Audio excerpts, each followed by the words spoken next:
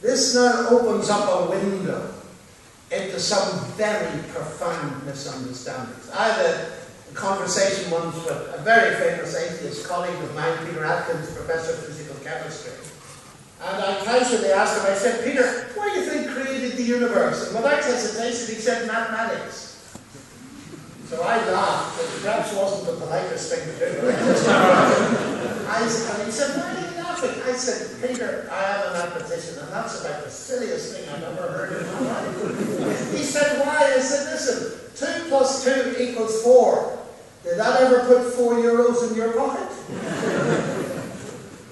Don't laugh too quickly. Some bankers believe that. You have heard of creative accounting, haven't you? And we've had a massive financial crisis precisely because some people believe that by creating sophisticated, abstract, mathematical financial systems you could create money. But that's another topic. I wouldn't risk going down that road. But you get the point, ladies and gentlemen. 2 plus 2 equals 4. Well, if you've got €2 and €2, you've got 4. But it won't give you the euros. Because laws are generally of this form. If you obey, then you'll get B, but you've got to get A first. That's very simple stuff. So I'm staggered to read this, but it's worse still. The universe can and will create itself. Now, suppose I say to you, X creates Y. What does that mean? Well, it means that if you have X, then you get Y. So if I say X creates X, what does that mean? Well, it says if I have X, then I get X. Oh, nonsense. That is sheer nonsense. And what does that prove? It proves, ladies and gentlemen, that nonsense remains nonsense, even if a high-powered physics is not copying it. Now, I'm not meaning to mock my colleagues. What staggers me is the absurdity to which they go to avoid the obvious. Christ, to quote him again, has this sentence in his book: because something is physical, nothing must be physical, especially if it's defined as the absence of something. Because something is physical, nothing must be physical, especially if it's defined as the absence of something. That's nonsense, of course. Philosophical, common sense nonsense. What's the problem? The problem is the desperate drive to get something for nothing. And now the new expedient is to redefine nothing. Now, nothing, I mentioned to you, I was debating Alan Guth in a very friendly fashion in MIT in the faculty club. And I took the liberty of saying, Alan, I've got a question for you. I said there's a lot of confusion in many people's minds about what you cosmologists are saying. Because the word nothing to us ordinary people means absence of something. If I say I went down the street in Ljubljani and I saw nobody, it does not mean I saw somebody called nobody. It means I didn't see anyone. Your English is very impressive. You don't mean that. You don't mean that the universe started in absence of anything. No, he says we do not. What we mean is something like a quantum vacuum, which is certainly not nothing. I said, thank you very much. So, here's a book. Here are arguments that are supposed to abolish God that couldn't abolish God even if they were true, but they are based on a series of false assumptions and assertions, not only false but meaningless. They don't even rise to the dignity of being false. What am I to do with that? What am I to do with that? Well, I'm concerned about it because not every statement by a scientist is a statement of science. And the authority of science is such. I was moved to write a book on this topic by a young man who got some petrol in his car, and there was a newspaper article. Stephen Hawking says there's no God. And he was physically shaken. He was in his early 20s.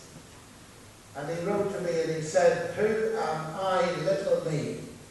If Stephen Hawking says there's no God, what hope have I of being right?" Ladies and gentlemen, I may get many things wrong, but I do want to step into this arena and point out, as I did to that young man, that it's not as it seems to be. There are very powerful arguments for the existence of God. Now, I'm going to finish by making another point. It is a major point, but I'm going to make it briefly, because one of the things that's happened in science is, A, it's been very successful, but B, it has left out the mind that's doing the science. Now, what do I mean by that? Well, it starts, oddly enough, with Charles Darwin, who had a famous doubt. And he was doubting the powers of the human mind because, as he suggested, the human mind, he believed, was descended from lower animal minds.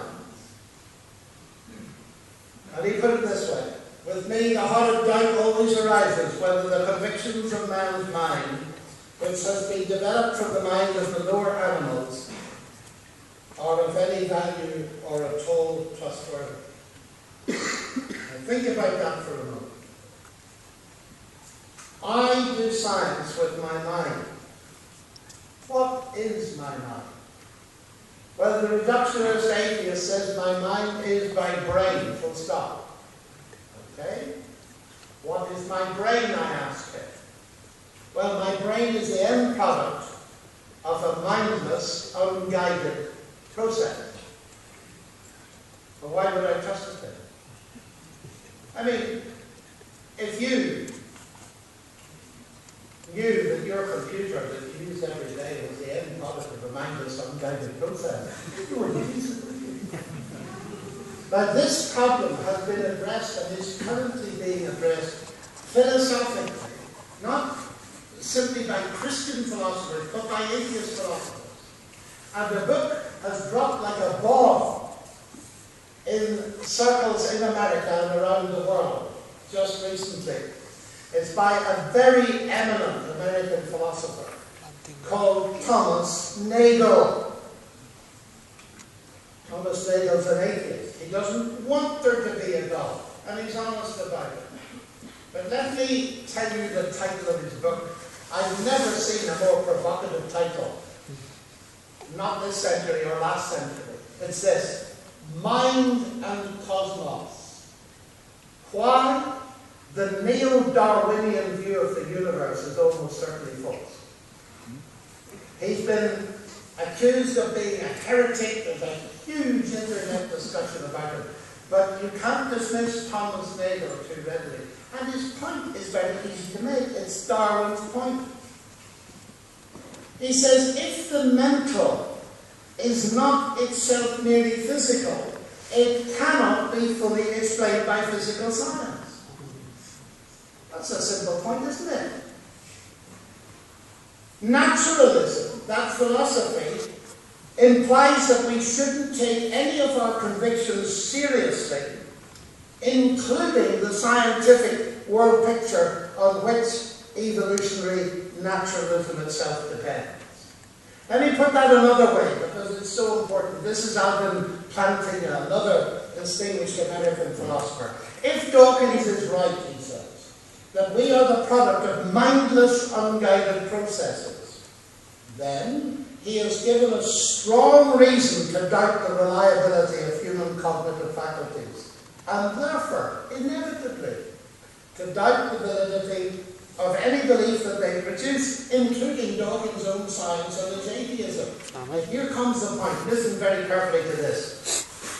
His biology, on the one hand, and his belief in naturalism would therefore appear to be at war with each other in a conflict that has nothing at all to do with God.